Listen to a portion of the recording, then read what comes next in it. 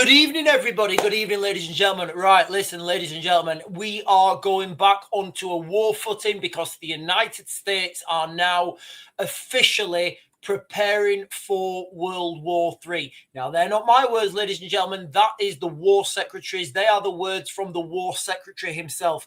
So that's what we are going to be focusing on today, guys. I'm going to give you guys a little bit of an opening monologue. We're going to talk about what this actually means, what this means on a global context. And look, if the United States are preparing for World War III, a world war would undoubtedly drag us in the United Kingdom into that. So what I'm going to do is I'm going to try and give you guys an update. In fact, let me turn the chat on. Sorry, the chat's not on. So we're going to be talking about what's happening in the United States, how the Americans have come out now and they said they are officially preparing they're putting themselves on a war footing. They're putting the full might of the US military-industrial complex into action. I'm going to let you guys know what's happening over there or how that is going to affect us in the United Kingdom. After I've given my opening monologue, guys, I'm going to come on to some current some domestic politics and things that are happening in the United Kingdom because, guys, look, it's absolutely crackers right now. Every day now. You know how it turned from, I will get onto the war footing in a second, guys. You know how it went from we started to become numb to the grooming gangs in the United Kingdom. We're like, oh, yeah, another grooming gang. Yeah, they've done it again. It seems we're getting numb now to the amount of people who do not identify as British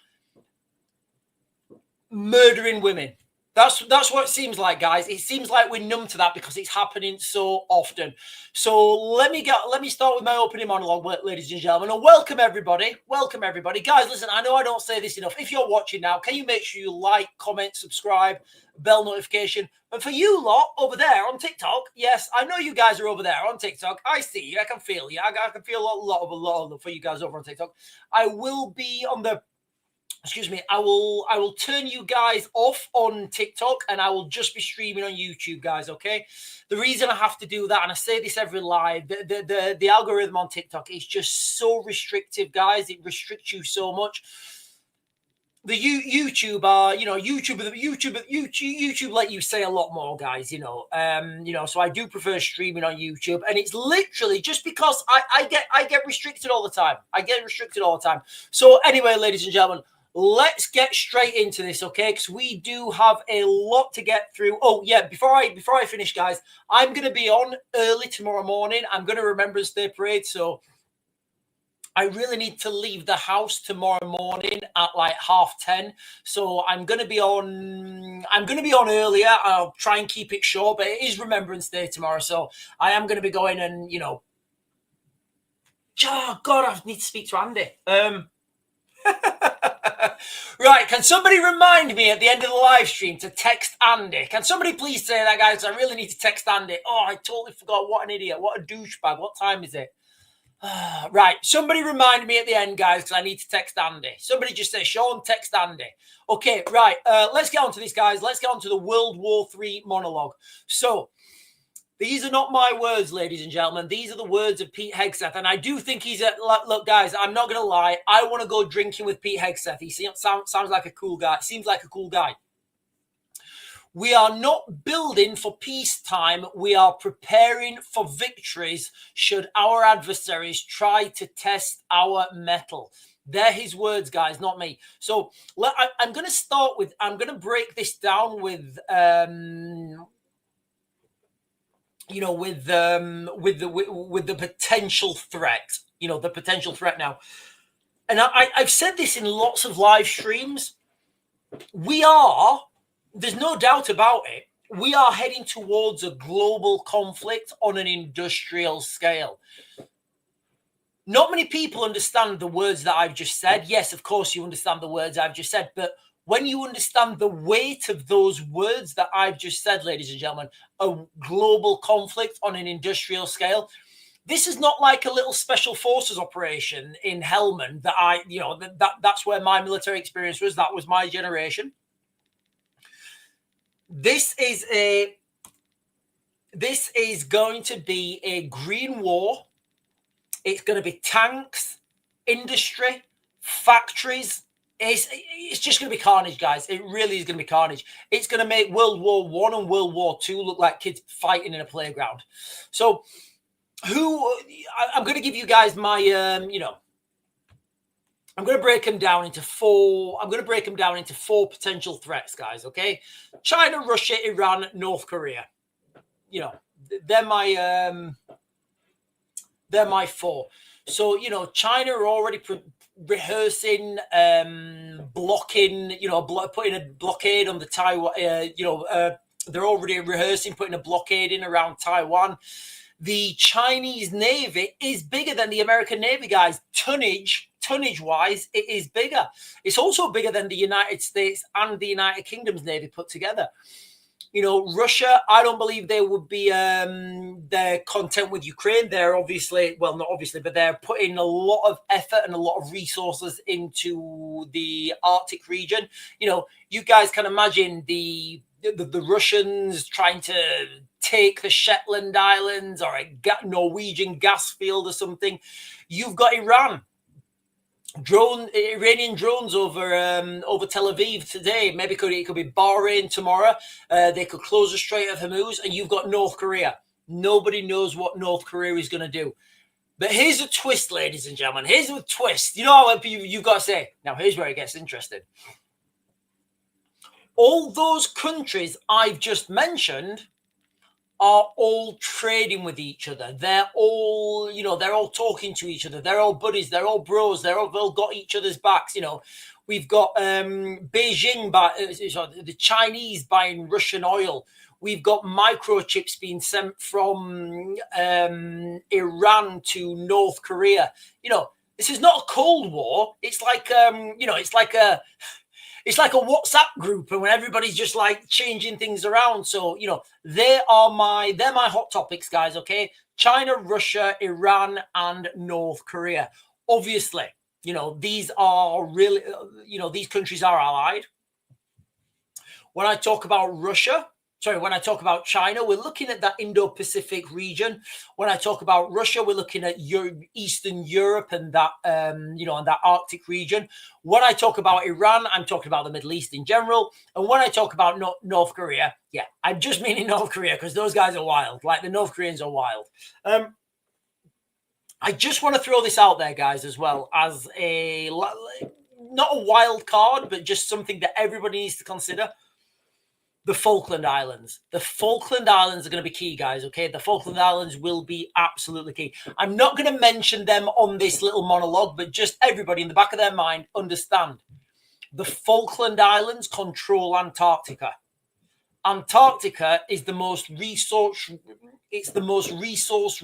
piece of land in the world. There's nowhere else that can even come near that. Oil, just that Britain have discovered the Russians found it actually. Oil that's in the British Antarctic territory double the amount that the Saudi Arabians have. So you guys want to tell me that that's not worth a fight over? That's totally up to you. Anyway, let's move on, ladies and gentlemen. Let's talk about, potential scenarios. So we've got these are scenarios where this global strike point. And before I get onto this, guys, I'll tell when you're thinking about these when I'm thinking about these live streams, you have to give the macro. But in my honest opinion, and my professional opinion, I think World War III will start by accident. 100%, guys. That's what I'm saying. I believe it will start by accident. I've given you guys the scenario before. I've given you guys this scenario a few times. Just imagine there was I think it was last year. It doesn't matter when it was. There was a Russian ship in the Baltics, and there was a German helicopter in that region. The Russian ship fired like a signal flare or something in the vicinity of this German helicopter. Okay. Signal flare, nothing. All right, fine, nothing, whatever. Now, we are at a heightened state of readiness now because all these countries have called in Article 4. Now, Article 4 of the NATO memorandums, or whatever it's called, Article 4 now, because they've called it, they have a legal framework. Here I am again with my legal. Sean, you and your legal frameworks. Yes, guys, I'm pro-law. I'm pro-police. I'm pro-government. I'm pro everybody paying their taxes. I'm pro people just getting on with the job. I am pro that. I really am. I really am, guys. We'll come on to domestic politics afterwards. So now NATO Article 4 has been called by a lot of different countries. Let's rewind this, shall we? And let's just say that scenario happens again with a twist. Here's where it gets interesting, with a twist. So we know that really happened, where the German warship fired a signal flare in the vicinity of a German helicopter. Okay, fine. Now let's consider same scenario, but we get an accident now. We get an accident, a real accident, a 100% accident, okay? Whereby, and look, guys, any of you guys who've been in the military, you guys know how these things happen. It's ridiculous. They happen like this, you know. On this Russian ship, the captain or whoever, he says, right, fire a signal flare at that German helicopter.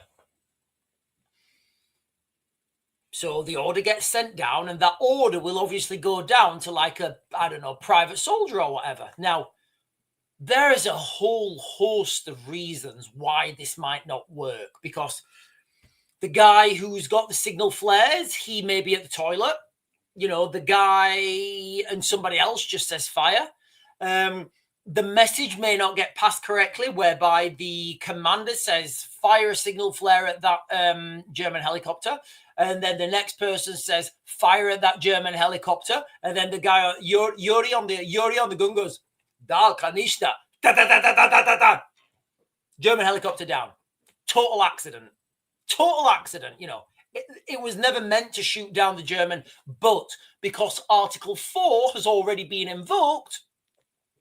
Now you get the scenario where the Germans, ja, schnell, we've been fired on, ja, mein Puppenschlafen ist das Kluschla. You know, so the Germans give their mayday, because Article 4 has been invoked, they just fire. They don't need to think about it. They don't need to investigate. Article 4 now, they've got that legal framework, and they're right, okay, we get fired at, we've been fired at, we fire back. So the next thing, the Russian captain on the ship, he thinks he's fired he thinks that the guy on the gun has fired a signal flare. And in response, the Germans have sunk his ship. So now you've got the Russian guy on the ship going, I'm just in the German side, we're going, yeah, I can't do a Russian accent after having a German accent. You're the divide, come on. Okay. So now the Russian ship's sinking. He's like, Mayday. The capital is big. I've destroyed our ship. Unleash hell on the German swine. So now the Russians, as they're sinking, they fire all their munitions at the German base. The Germans see and this would happen. This would take like less than 10 minutes to happen. Do you think David Lammy's going to understand what's happening? Do you think he's got any idea? Do you think you're going to be able to contact Keir Starmer if it's a weekend and there's like a 2-for-1 offer on Rent Boys? I'm speculating, guys. Obviously, you know, I'm just saying that because there's a lot of stuff out in the media about Keir Starmer and Ukrainian models. Obviously, I don't know what's going on there. That was satire. I've got no information. I don't want to get Lucy Conlon. But what I'm getting at here, guys, is that's how I think World War III will start by accident, because and I do think it will start in that region because there's so much tension out there right now, guys. I was speaking to some guys out there. I was speaking to some guys who have just been pulled back from Paul Croves, and you know it's just crazy, guys. It's just crazy. Anyway, so when you're doing these live streams, and I'm trying to give you guys the macro. I'm going to focus on, these potential strike points. So let's just say we've got, you know, you've got China could obviously move on Taiwan. You know, the United States would surge. They'd surge their carriers. There's, you know, sort of stuff like GPS taking satellites out. Some crazy stuff that could be happening. You've got the Arctic. You've got the Arctic tundra. You've got the Arctic gambit, whereby the Russians could grab Norwegian oil rigs, which would trigger obviously an Article 5 issue, and then you would have that saga happening. You've also got a Middle East meltdown. You've got the Iranians with the potential to put landmines, also not landmines, sea mines, I guess, on the Strait of Hormuz. And look, guys, if you think the price of petrol is bad now, if you guys think the price of petrol is bad now, just wait until Iran closes the Strait of Hormuz. We're going to be paying like £3, £4, £5 a litre. Maybe that's going to happen anyway when Rachel Reeves's budget comes out. And then we've got the Black Swan. I'm not talking, I'm talking like a cyber Pearl Harbor. Just everything goes off. Literally everything goes off. Now, people, that wouldn't be so bad if my phone went down. It wouldn't be so bad if my phone stopped working.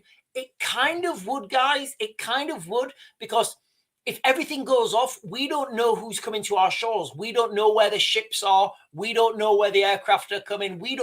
You're totally defenseless. In a cyber attack that's big enough, everything goes dark. It's absolute chaos. Maybe some people would want that in the United Kingdom. Anyway, let's talk about guys, actually, I'm going to jump onto the chat. And then once I've jumped onto the chat, I'll come back and I'll talk about how this will affect us in the United Kingdom. Because guys, look, don't think that the United States and the United Kingdom, their models of military procurement are the same. They're not the same. They couldn't be further apart. They really couldn't be further apart. Right, let me jump onto the chat. Right. Donna Hook. Good evening, Donna Hook. I believe, Donna Hook, is this the first time you've Donna Hook, is this the first time you've put a message in? Well, listen, Donna Hook, what a fantastic thumbnail you've got. So Donna Hook is saying Irish walking stick, Shelley, better than deep heat my leg. Right, okay, right. Is everybody right? Right, guys, I can't. Right, I can't. Right, okay. David O'Rourke is saying, critical alert, the US is preparing for World War III, all 5 dimensions. Venezuela invasion imminent. Okay, so a military incursion into Venezuela is not going to cause a world war. When I was thinking about, I didn't want to go on to it. Like I wanted to keep with the main ones. If the United States go into Venezuela, it's not going to be a world war. It will literally be like, I don't know, a month, like maybe 2 months work for the US military. Then they will take over Venezuela, take their oil, and they'll be like, yeah, you guys fucked around and you guys found out. Literally, you guys were fucking around and now you found out. So yes, that is an absolute 100% strike point. I don't think that would be, I don't think that would trigger a global conflict. Sean, Trumpy is not only threatening Venezuela, but the whole of South America and the Caribbean. Why? Do you know what? I understand the Venezuela. I don't understand the Caribbean. I'll have to get back to you on that, mate. I don't know. I'll be honest with you. I don't know. I'll hold my hands up. Can you send me a link or something to where you're getting that information from, please, mate? And I'll try and look into it. I am the Eggman is saying, guys, you guys have got, you guys on YouTube, you guys on TikTok are absolutely missing out on the thumbnails here. I am the Eggman has got, I think, that's in one of the top 5, that's in one of the top 5 thumbnails I've ever seen.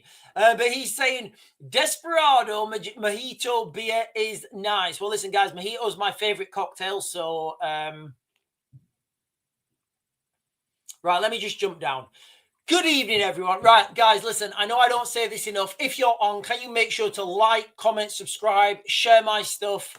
Did any guys, can you share? I think I'm gonna have to do it on X.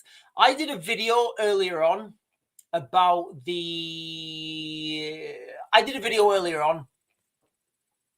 and in that video earlier on, I talked about the importance of having that legal framework to oppose a tyrannical government. And I know I'm all about my legal frameworks. I love my legal frameworks because I'm just, honestly, guys, I'm like a really law-abiding citizen, and I wouldn't do anything without it being legal. But I think that's like, I do think that's a good thing because it gives me the ability now to look at things and say, right, what is legal? Where are we going? What's going to be the next 5, 10, 15 years? Where do we go if this doesn't happen? Lisa Jane is saying, I don't think Lammy could organize a... If I was just streaming on YouTube, guys, I'd be able to say this because I've got the TikTokers watching, like peeping over there on the left. Oh, thank you, Marie, for sending me all the roses. Marie sent me a load of roses. Oh, look, ladies and gentlemen, right, guys, I want to open the chat on TikTok. I don't know how to do it. I genuinely don't know how to open the chat on TikTok. I was looking at it earlier, like me and Sarah were looking at it. Sarah opened my TikTok on her phone and she's like, yeah, it's all changed. So guys, honestly, I know you can't comment on TikTok. I'm sorry. I genuinely am. I've gone through all the settings on TikTok. I've no idea how to open the settings. I've no idea. They've changed all the algorithm, and I know you've got to become a super fan or something to... Anyway, listen, guys, we are streaming. We're triple streaming. We're on YouTube. We're on X, and we are on TikTok. We are, guys. But very soon, I'm going to be closing the TikTok down, and I will just be streaming on YouTube and X. And you know what? For you guys? The chat is open on YouTube and X. The chat is open. You don't have to pay £9.10 to chat because, guys, I'm not that guy who thinks that you should have to pay £9.10 to chat because it's absurd. What I will say, though, guys, if you're on and you're considering becoming a member on YouTube, I do members only videos. I try and get one a day out of the members only videos. Like today, I've been taking another tree down. It's been an absolute faff. Like, do you know what? I will do that actually after this. I will do a members only video, a short video, and I will show you all the greenery that's in my garden at the moment. I've had to pull all these trees down from above the garage. Honestly, guys, like, let's get back on track. Actually. Sorry, guys. So Lisa J, I love that. I go on side missions all the time. Lisa Jane is saying, I don't think David Lammy could organise something in a brewery. I'm not a fan of his, and it's my analysis and my speculation. Look, guys, nobody can.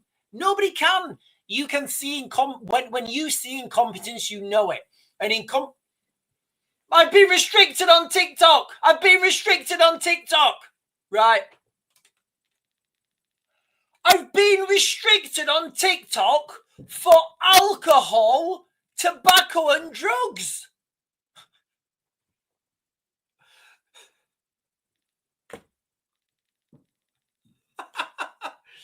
Right, guys, look, you guys on TikTok, right? If you're on TikTok right now, I've just been restricted, right? And the restriction is saying your live contains themes that some viewers may find uncomfortable and has been restricted. Reasons: alcohol, tobacco, and drugs. Am I smoking? Guys, am I smoking? Am I smoking? Am I drinking alcohol or tea or coffee? I know I'm not allowed to do that. So I'm not drinking. I'm not smoking. Maybe they just think I'm on drugs. Maybe they think I'm on drugs. Right. I don't even get to... consuming substances featured in this live could harm your health. I don't... Guys, I'm sorry. Guys, I'm going to have to turn you guys off on TikTok. Look, I've just been restricted for consuming substances. Right, ladies and gentlemen, look, you guys on TikTok, I do apologize. I'm going. I'm sorry. I'm not sorry. You guys, TikTok to koi divide, dos badanya. All right, I'm going. I'm going to turn you guys off. Yeah, I'm not smoking. I'm not drinking, and I'm certainly not consuming drugs. Okay, I would never do that. Of course, I would. I partake in a glass of the nectar every now and then. But look, guys, I'm going to close you guys down on TikTok. I'll be over on YouTube. I'm the Real Raven One on YouTube. I'm the Real Raven One on X. If you want to continue this conversation and see me not drink alcohol and not smoke and not take drugs, then jump over to YouTube, guys. Apart from that, I will be back on tomorrow morning at 9:30. Remember, it's Remembrance Day tomorrow, guys. Okay, so I will be doing an early live stream tomorrow so I can get to the Remembrance Day parade. Anyway, ladies and gentlemen, TikTok to koi divide dos badanya. Honestly, what a ridiculous thing. What a ridiculous thing there. Ridiculous. I'm not even like, honestly, this is what I mean, guys. This is why I really struggle with the TikTok thing. I want to keep streaming on them, but like when I'm not drinking, I wouldn't mind. You know, if I was sat here with a big pipe going,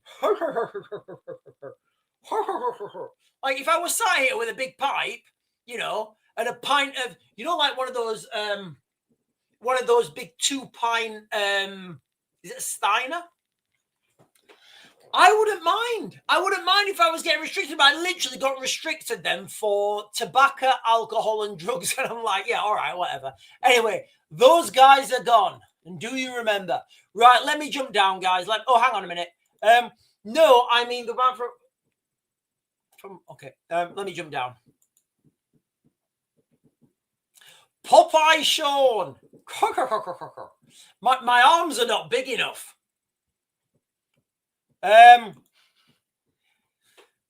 Leroy Footlong is saying TikTok is gay anyway. Yeah, it's totally gay. It's totally gay. It is totally gay. TikTok is totally gay. Right, let me TikTok's a joke. They're putting up subscribers pricing, but they're taking it's not going to the creators. Look, guys, I don't want to keep talk. I don't want to talk about TikTok much more. What I'll say is, yeah, they've put. You're absolutely right, Dee Marie. They put all the prices up, and I just thought, it is what it is, guys. Okay, let's just move on. Let's move on. Oh, sorry, Priv Carol. Let me try and get up and get your last comment. Oh, but Samantha is saying TikTok is doing that to a lot of streamers at the moment. Yeah, it's really difficult, guys, and they're gone. They're not. Look, they're trying to use the Chinese model, and it's just going to be broken because people are just going to say, yeah, I'm not playing with that shit anymore. I'm just going to go somewhere else. And that's what this is capitalism, guys. Look, this is perfect example of capitalism, okay? TikTok are fucking people about, all right? So people leave. TikTok goes bust. Literally, that is capitalism 101. Right, I'm trying to find Priv Caro's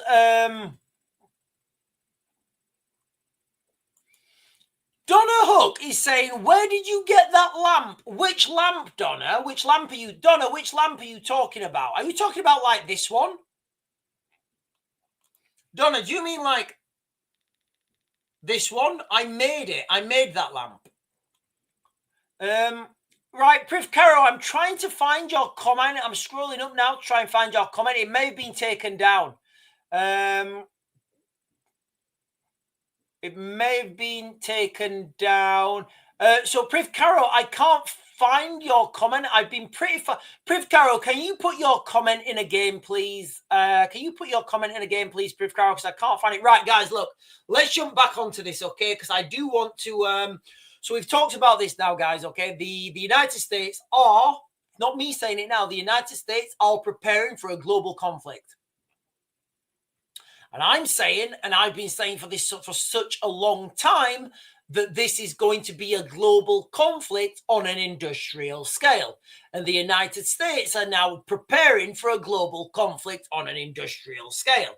I don't know if they're watching me or I don't know if they're, drinking the same Kool-Aid, but I think everybody understands that what is coming is going to be a global conflict on an industrial scale. So let me jump back onto this, guys, and I'm going to talk about how this is going to affect people in the United Kingdom. So good old Pete Hegseth, honestly, guys, I really want to go drinking with him. I want to go for a steak with him, and I want to go out, and you're just like, hey guys, let's go for a steak, and there's like a few of you, maybe like 6, 8. You all go for a steak, and you go for a few beers, and then I think the weaker ones will like ferry off, and only the stronger ones. And I just want to be like, 2 o'clock in the morning, my tie around my head like Rambo, my shirt off, doing bench press, like doing clean and press with Pete Hegseth. I think that would be an awesome night. Anyway, I know he'd be up for it. I know he would. So Pete Hegseth wants 1 million drones to be built in 2 years. Here in the United Kingdom, we can't even build a battleship without, the producer phoning up and asking for another billion. But we do have a special relationship with the United States, and these will become special invoices. They'll be asking for ships, F-35s, parts thereof, obviously, more Storm Shadows. But you know what, ladies and gentlemen? Guess who's going to foot this bill? When this global conflict of an industrial scale does kick off, guess who's going to be paying the bills? Yeah, we're going to be paying the bills. We are going to be paying the bills, each and every one of us. We're going to be paying the bills with our taxes. We're going to be paying the bills at the pump. We're going to be paying the bills, at the checkout with inflation. We are already taxed to the absolute hilt. At some point, we're just going to be like, right, I just want to get this over and done with. That's where we're going to be very soon, guys, okay? That will be where we are. Let's not forget, though, at this, let's not forget in, what are we on? Is it the 8th today? Is it the 8th? It's the 8th today. So let's not forget, guys, in 18 days, we have Stranger Things, and we have the new budget. I am going to talk about this new budget that's coming, guys. I'm going to I don't think people understand how dark things are going to get. It's just going to get bad, guys. It's going to get a lot worse. So when you're talking about a conflict of an industrial scale, and this is what people don't understand, when I give you guys my analysis, I'm giving you guys analysis from my first and foremost role, which is, infantry, close with and kill the enemy. I understand all that. Literally, there's nothing nobody can teach me about that. I teach people about that. I understand that. I also understand the military-industrial complex. I understand that, part A gets bought from producer B, and producer B buys his raw materials from country X. I understand how all that shit works. I understand that where these weak links are in these chains of production. I understand that. I also understand the economics of this. So as a country, as a bloc, the United Kingdom, NATO, minus the United States, we can outspend Russia 100%. There's no question. We can outspend Russia. But here's the thing, guys, okay? We can't outspend China. No way, Bob. Not going to work. Not going to work. Not in a million years. We ain't going to outspend China. That's the reality. Britain and NATO, minus the United States, we are not going to be, we don't have the capacity to outspend China. With the United States, yes, we can outspend China. But if you look now, it's not just, what you've got to understand is we're not comparing apples and oranges. We're trying to outspend someone, and we're paying $100 for a hammer, and they're paying $5 for a hammer. So the scales are tipped even to start with. So now you've got to contextualize what that money actually buys. Where do you get your bang for your buck? So yes, we can outspend them, but who can outproduce who? So there's different dynamics, guys. And, you'll get people come on and give you guys analysis and commentary. And it's very difficult because what they're saying is correct. Yes, some countries can outspend other countries financially. But what does that matter? For example, if you're paying hammer, if you're paying $1 for a hammer and I'm paying $100 for a hammer because my hammer for the military, has to come through the military industrial complex chain. It has to be tested underwater. It has to be tested in low temperatures. It has to be tested in high temperatures. It has to be pressure tested. It has to be destruction tested. It has to be tested in space. All that adds up. And you're just buying a hammer from a dollar store. Yeah, it's a hammer, whatever.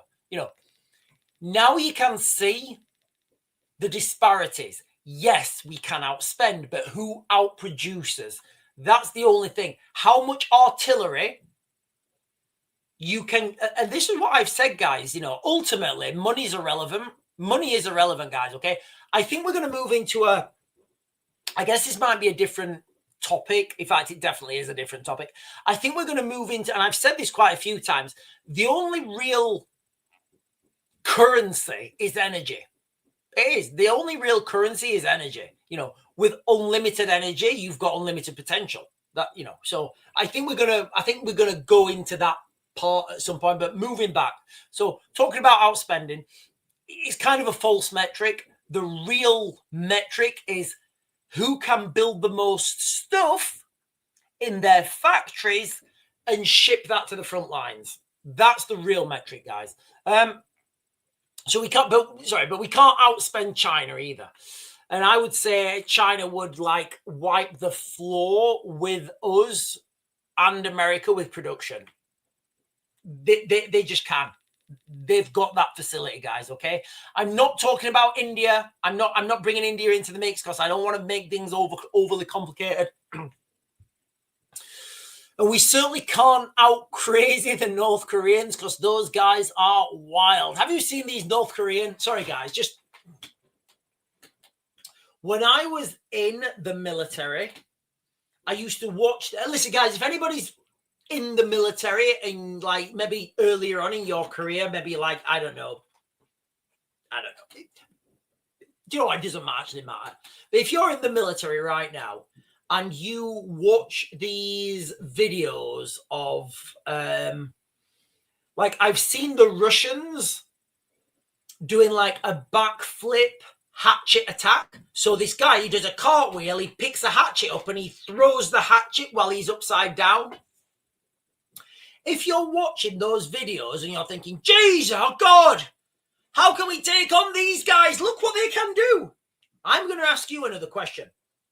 At what point in the battle process have things broken down that far that your only option is to do a cartwheel and a backflipping hatchet attack? And when you see these Russians do a somersault and put their foot through the windscreen of a car, you're like, Jesus Christ. It's bullshit. I'll tell you how they do their training right now, and I am going on a side quest. So what these other places, this would get me banned on TikTok, guys. This would get me banned in TikTok. So when you do a lot of when you go to these other countries, one of the things I was shocked with, when you're in the British military or a NATO military. Well, I've only really worked with British military and American US military, so I don't know how the Germans and the Swedes, and I would assume it's similar.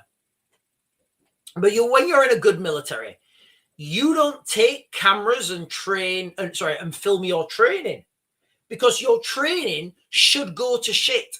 It should, guys. I promise you. Your training should look like shit. By the end of it, it should be fucking... Oh. No, Sean, training gets shit. Stop. Hear me out. Hear me out.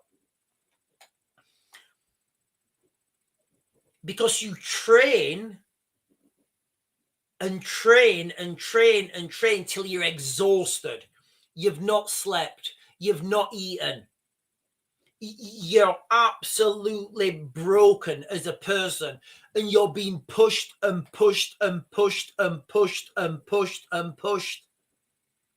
If you train that at the end of that training, when those guys are absolutely fucking bootstrapped, I mean, like, honestly, I was on an exercise once in the military. It wasn't even an exercise. It was a pre-exercise exercise. It was a shakeout. Before the real exercise started, we went there 3 days before. And it was a 3-day patrol. So we was on our feet for 3 days, and we were constantly getting attacked. It was constant attack, assault, suppress, reserve, assault, suppress, reserve. Okay, enemy, continue. 3 days. We didn't sleep for 3 days. At the end of that, how do you think how do you think people were? What do you think people looked like? I remember one of my friends, he turned into an ice cream. I like, when you get sleep deprivation, you start to hallucinate when you get sleep deprivation. And my friend turned into an ice cream, and I tried to grab him. And he said, "Sean, what are you doing?" I said, "Oh, I don't know, mate." And that's where you go. That's training. That's training for war. You see the people who fail.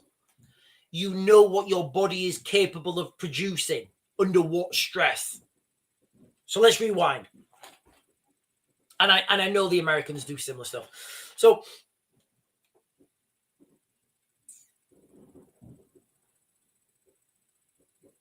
when you go to do training in these other countries, and they turn up and they've got video cameras, and they just like, and it's literally the training.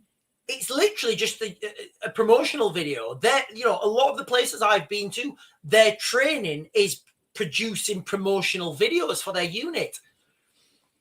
So going back, you know, when we're talking about, if you're in the military and you've seen these, you've seen these videos of people doing backflipping hatchet attacks. And a good one I saw when I went to Ukraine is I saw like, I said, right, okay, we're going to do, what I want to do is I want you to show me how you stop vehicles.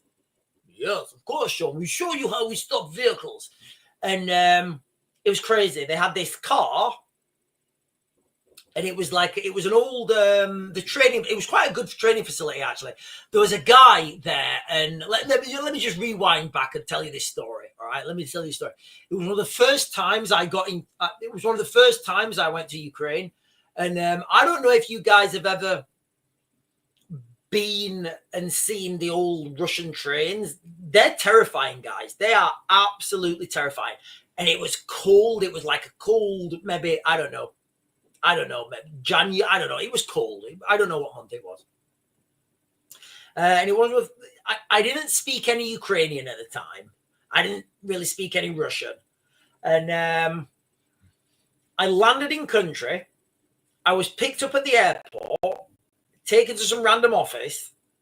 You know, they told me what I needed to go and do. And then this girl drove me to the train station, and she put me on a train. And she's right, okay, you're going to get off this train. When you get off, somebody will pick you up. I said, right, okay, no worries. Listen, guys, if you knew me on a personal level, you'd be like, yeah, Sean is definitely that guy who will just turn up in some random country with his backpack and be like, I'm here. So I turned up, and to get the flight to get into Kiev at 12:45, you had to leave Manchester Airport at 05:55. Now, I'm about an hour and a half away from Manchester Airport, so take that back, give you 2 hours on. So I'd not slept since 2 o'clock. I woke up at 2 o'clock in the morning. I tried to get 4 hours sleep. Didn't happen. If any of you guys have ever had a flight the next morning, you know, it's like, you know, if you've got to be up at 2, to travel an hour and a half to the airport, to be there 2 hours before your flight. You don't sleep. You don't sleep. So anyway, I was knackered. So when I finally got on this train now, so, you know, the flights, it was Manchester to Amsterdam, Amsterdam to Kiev. So I got into Kiev. Obviously, you know, you're there. It's the daytime. Oh, yeah, everything's new. And you're talking to, hey, how's it going? Yeah, I'm sure. Nice to meet you, blah, blah, blah. And everybody's being yah. I got on the train. As soon as I saw that bed, I was gone, guys. Honestly, I was gone. It was a 9-hour train ride. I woke up. I was on the top bunk. I woke up. I looked down. There was all these Ukrainian, like, they were young lads. I mean, knowing what I know now, I'd have probably gone down and had some vodka with them. But they were all drinking vodka, and they had these, you know, the white and blue vadaver. So I don't know if you know, but if you see the Ukrainians or the Russians wearing these white and blue striped like vests, I've got one actually. Do you know what? I've got one. I wear it. Somebody gave it me. That's another story in itself. So I woke up. I didn't speak any of the language, and I looked down, and there's all these like Ukrainian like airborne forces. I didn't know they were airborne forces. I'd have just gone down and showed them my tat, and everything would have been fine. But I looked down, and they're all drinking vodka, and I was like, geez, oh my God. So I was like, I'm not going down there. I'm just gonna. I was so thirsty. Guys. I was so. Anyway, I finally got to the train station. I got off. And I'm stood there with my, you know, like the wheelie airport bag that you get with the wheels on it. I'm stood there in this train station at like, I don't know, maybe like 4 o'clock in the morning or whatever it was. I'm stood there. There's nobody there. Anyway, through the mist, these 4 guys came walking towards me, and they started talking in Ukrainian. And I was like, I have no idea what these guys are saying. And then they said, Britansky? And I'm like, yeah. He's like, okay, come. I was like, fuck it. I'm either going to get kidnapped, or these guys are taking me to the place I need to go. Anyway, some guy, and he was with me, and he kept saying Daniel Craig. And I'm like, yeah, Daniel Craig. I didn't know whether he thought I looked like Daniel Craig, whether he thought he looked like Daniel Craig, or I don't know. Anyway, when we got back to like the base, the training facility, sorry guys, I'm totally going off on a side quest here, aren't I? I'm totally going off on a side quest, but hear me out. When we got back to the training facility, which was a cool training facility, it was like an old, I think it was a gas oil separation plant or something. It was something to do with, it had all these pipes, and it was a really good training facility. When we got back there was a picture of this guy with Daniel Craig. And then I got to speak to my interpreter. I was like, yeah, you could have probably sent me the interpreter first. Anyway. But there's a movie called, is it Endeavour? I think it's called Endeavour, where like I don't know, like Daniel Craig, he's like a Russian or a German or something. And that's not Endeavour. I can't remember. There's a movie with Daniel Craig, and he's like in the forest or something, and it's in the Second World War. Anyway, they filmed that in that region of Ukraine, and this guy I was speaking to was his bodyguard. Anyway, where I was going. Sorry, guys. Bear with me. We've just gone totally off topic, haven't we? Where I was going with this, the reason I was saying this, we were just talking about the vehicle stops. Sorry, guys. Let me continue, and then I'll jump on the chat, right? Okay. I'm just conscious of that. I've just went on a massive side quest. So I said to the guys, okay, right, show me how you stop vehicles. So they drove this car, and there was like some pipes that went over the top of the road. So they drove this car under this like pipe. Anyway, the next thing, 2 guys, I don't even know how they do this, guys, were like abseiling down, upside down from ropes with little Makarovs. If you guys know what I'm talking about with the Makarov, it's the coolest pistol you've ever seen, but it's absolutely useless. It's like the worst one, but it is cool. Nobody can deny that the Makarov's not cool. You can open cans of beer with it as well, bottles of beer. Do you want me to tell you how I know that? Because that is another different story, guys, but let's keep on track. So I said to the guys, I said, right, okay. I said, so what happens if he doesn't stop? And they had this simunition. You know what? I think, you know what? I don't, no, it wasn't Makarov's. They had, is the Glock, what's the big Glock? You get the 17 and the 19. It was a 17s. They had Glock 17s actually with simunition. I said to the guy, I said, what happens if that guy just drives on? Oh, we will shoot him. We have guys with pistols. Bear in mind, I've done a lot of pistol shooting. I've done a lot of shooting. And I know for a fact that shit ain't going to happen. Not in a million years. I said, okay. I said, let me drive the car. He said, what? I said, let's try it again, but let me drive the car and we'll see what happens.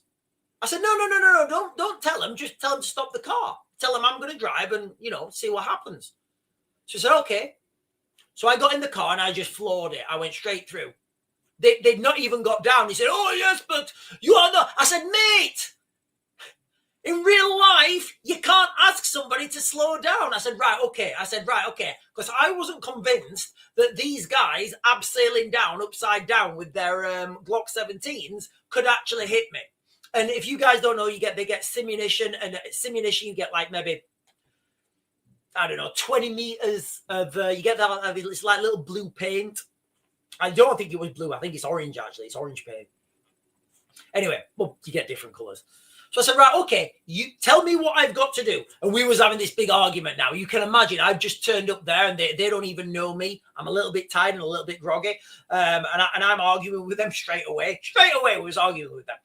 I said, right, okay. I said, get them in position. I said, I can guarantee they won't be able to hit me. And they couldn't. They couldn't hit me. So anyway, what I'm getting at here, guys, is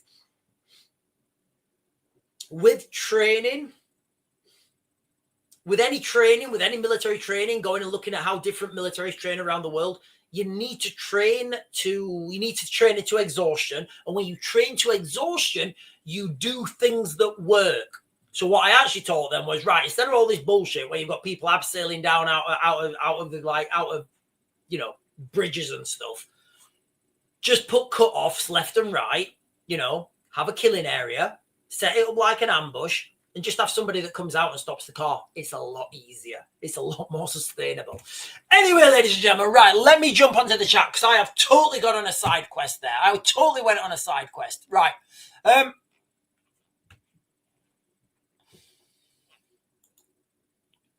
He did a film that he was told not to finish or publish. He died. Who? I think, I don't know who we're talking about there. Do you think Russia and China will test their weapons in Venezuela against US tech? Do you know what, David? What a fantastic question.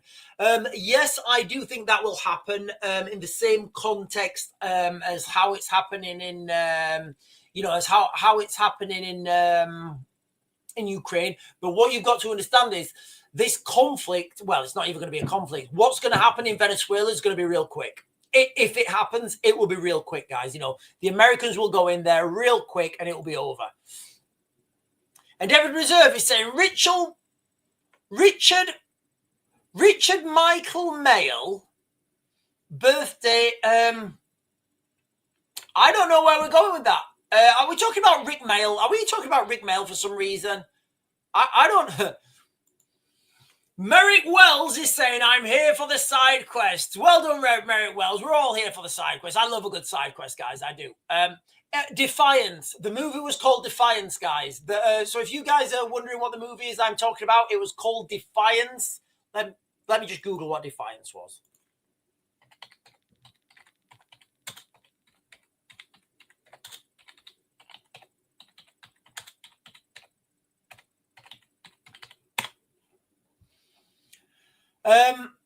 So AI is telling me,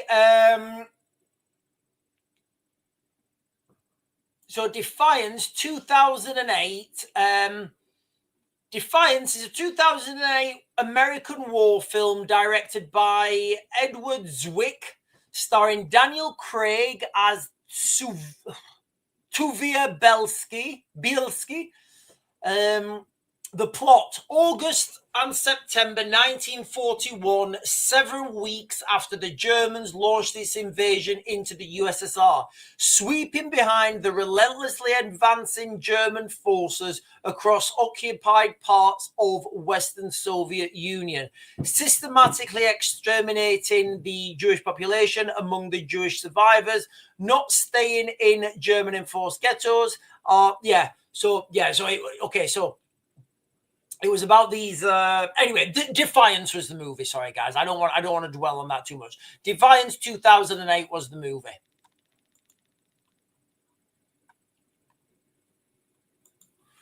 Rick Mail was what? Right, are we going down here, guys? Okay, are we going down here? Rick Mail was trying to show us about the global agenda, and people say that's why he's not here anymore. Really? Guys, I love Rick Mail. I genuinely look like Samantha Ray. Are you still on? Is Samantha Ray still here? Samantha Ray, if you're still on, can you give me more context on this, please? Can you give me more context on this, Samantha Ray, please? Rick Mail, I don't... guys, look, I'll be honest with you. Like, some of my earliest memories of laughing, like uncontrollably laughing with my mum and dad, you know, when it's like 9 o'clock's bedtime, and you know, I can remember watching Bottom and just like laughing to bits. So, like, can somebody give me more context about this? Can somebody give me more context about this, please? Because his last movie. What, Samantha Ray, what was his last movie called? I don't know, but I really like Rick Mail. You know, obviously I've never met him, but, you know, I used to watch Bottom, and I used to like, you know, he's somebody I grew up with. Sean, can you see the UK coming back? I can't. It's changing forever, and the young have an awful future, in my opinion. I don't think we're meant to come back. I think we're meant to leave. You know, I really do think that Western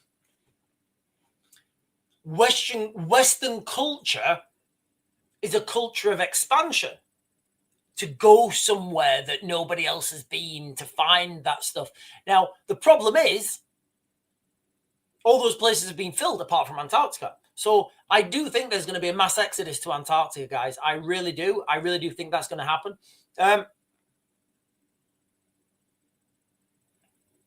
I thought he died in hang on, let me get this up. I'm gonna Google it now, guys. And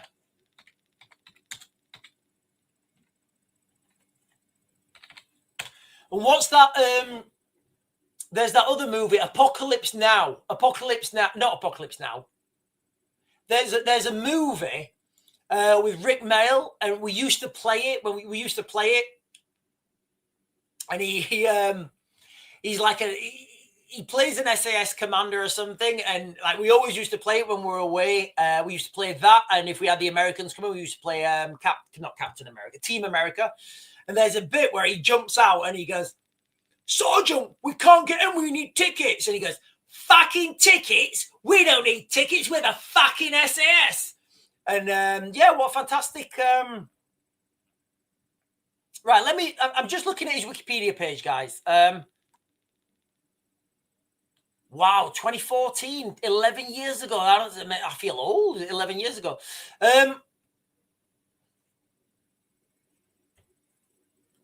He was a pioneer. Right, okay, how did he die? Just scrolling down now, guys.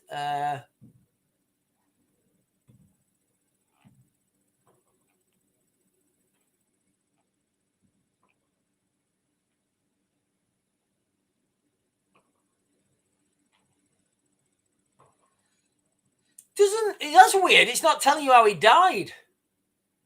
Oh, yeah, here we are. Death. Okay, so guys, I'm getting this in real time. I don't know what this is going to say. On the 9th of June, 2014, Rick Mail died at his home in Richmond-upon-Thames, London, following a sudden heart attack after a morning jog. Okay, right. Now I've got my conspiracy thing. Guys, I'm getting conspiratorial here. So he died of a sudden heart attack after a morning jog. And you guys are telling me to watch a movie called One by One. I think, is that right? Am I right? Somebody say, is it One by One? I think it's called One by One or something.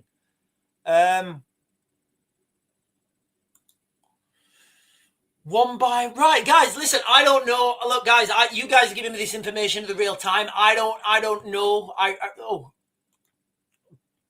Rick Mail's last movie, titled One by One, which was released in 2014, just before he died, and it explains the themes of social issues, and it's considered a significant work as it was made shortly before his death. Anytime I hear somebody dying at a young age with an heart attack, you know, I know it happens. I had a friend of mine who, I'm not going to go into that, guys. That's a side quest. Look, guys, I'll be honest with you. You know, I'll be 100% honest with you. I'd not heard of this. So I will definitely watch that movie, guys. I'll definitely watch that movie. Right, listen, ladies and gentlemen, I am going to start. In fact, Joe, I'm not even going to close this video down yet because I've still got quite a bit to get through. Where was we even going on this, guys? I've totally lost my train of thought. Right. So we spoke about the United States. Right. Okay. Right. Ladies and gentlemen, the crux of this live stream. Sorry, it's been wild tonight. It's all I don't know if you guys can hear the fireworks, but they're sending me off. So we have got the United States preparing for a third world war. You know, Pete Hegseth coming out, like, I think it was yesterday, in a speech in the United States, saying they're preparing for a victory should any of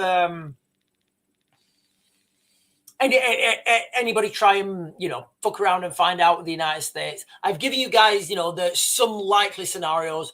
Just as a back burner, guys, always keep in the back of your mind India and Turkey. They're wild cards at the moment. They really are. They are big influential players. Also, the Falkland Islands. That little piece of rock in the South Atlantic.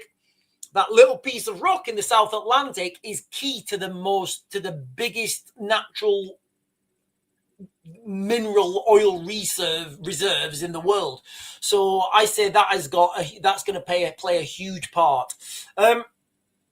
You know, we spoke about the United Kingdom and how, you know, our role and about potentially outspending people and outspending someone. And I think this is key, guys, because in the future, you're going to hear people talk about military defense spending. And we're going to say, yes, NATO spends $100 billion and Russia only spends this. Doesn't matter, guys. The money is irrelevant, okay? What are they getting for their buck? If you're spending 100 quid on a hammer, and the Russians or whoever are spending like $1, who's going to win that? You know, for the same hammer? Yeah, who's going to win that? You know, so it's not about outspending, it's about outproducing. And those two things are not synonymous. So what can we do? What can you do? What can people in the United Kingdom do? What can we do as the West? Well,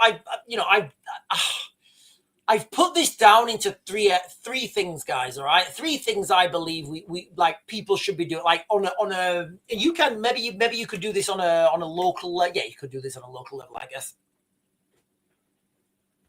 So the first thing is stockpile. I think everybody should be stockpiling all the time anyway. Why are you not doing that? People are always wanting this investment and, you know, oh, I've got my money in crypto. I've got my money in gold. I've got my money in shares. Can you eat that? Can you eat those shares? You know, when you get I've got my money in gold. Can you eat that gold? You know, when the kids are crying, Daddy, I've got nothing to eat. Here is a gold coin. Ooh, thank you. It's not going to work. That's just me, guys. All right. Obviously, that's not financial advice. So, if I was the United Kingdom and if I was in charge, I would start to stockpile munitions, food, water. You know, the basic foodstuffs, medicines. I've seen and you guys will have seen this as well. Shelves going empty within 24 hours. You know, and I actually witnessed this. I think it was 2010.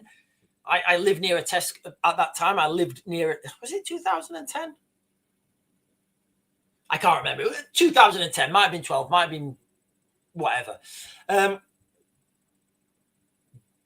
lived near a Tesco's, and that was my local store. And there was a really bad snowfall, and the Tesco's trucks, there was an announcement from Tesco's and all the supermarkets actually were saying, look, we can't resupply. We don't know when we're going to be able to resupply. By the beard of Zeus and Odin's eye, it was just carnage, guys. Everywhere was carnage, you know. There were literally people fighting over loaves of bread in Tesco's, and this was just like a little snowstorm. So you can imagine, bring that onto the macro when Keir Starmer's like, we're all in this together. We're going to tax you and we're not going to give you any food, but we're all, you can imagine how bad things will get really quickly. We're going to tax you and you've got no food, but the migrants in the hotels will be getting 3 meals a day and their heating will be turned on. Oh, that's where we're going. So stockpiling. As a country, we need to be stockpiling. Reshoring. We really need to reshore, guys. So we need to start producing stuff in this country. So we need to start producing microchips in Chesterfield. We need to start producing heavy machinery in Macclesfield.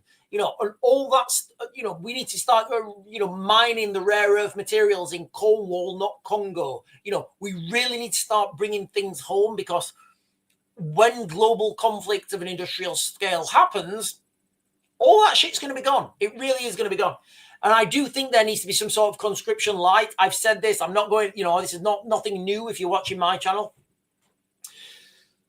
Without conscription, I don't think we have a chance in hell, guys, of beating the Russians. Really, and I mean that. Without conscription, we don't have that. It's a numbers game. It is genuine. Did you hear that?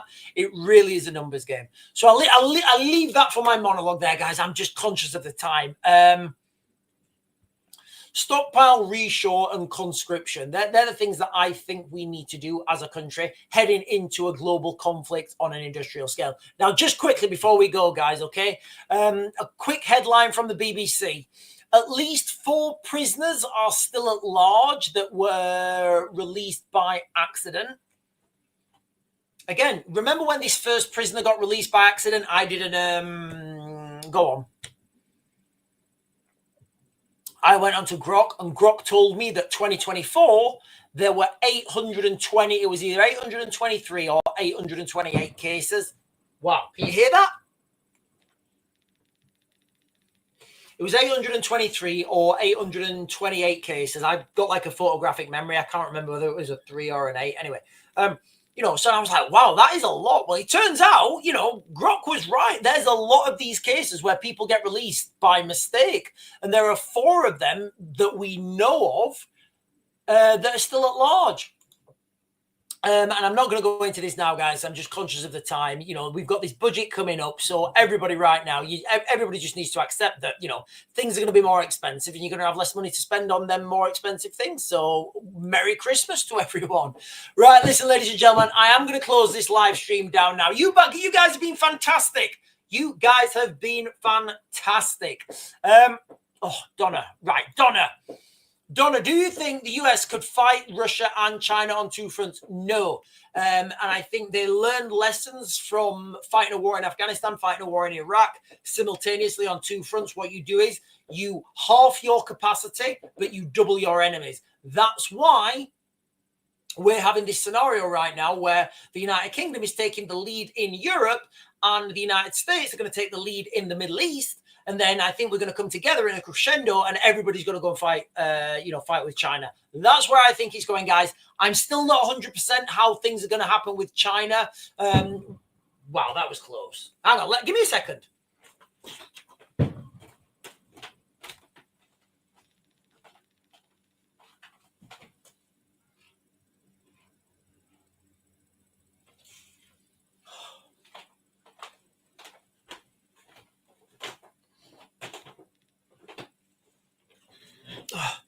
Anyway, yep. So yeah, I hope I answered that question. Right, guys, I am going to close this down now. Sean, yes, thank you, Dee Marie. Sean, text Andy. I do need to text Andy. I do. Thank you so much, Dee Marie. I totally forgot about that. Thank you. I'm going to leave that on. Right, listen, lady. Oh, guys. Band again is saying, Natty relying on Palantir. Do you guys know what Palantir is? It's a Lord of the Rings things, guys, so I obviously know what a Palantir is. The Palantir is the magic eye that Sauron uses to spy on other people, and he uses that to communicate information. I don't know, guys. It doesn't sound good to me. Right, listen, ladies and gentlemen, I am going to close this down now. I'm going to close...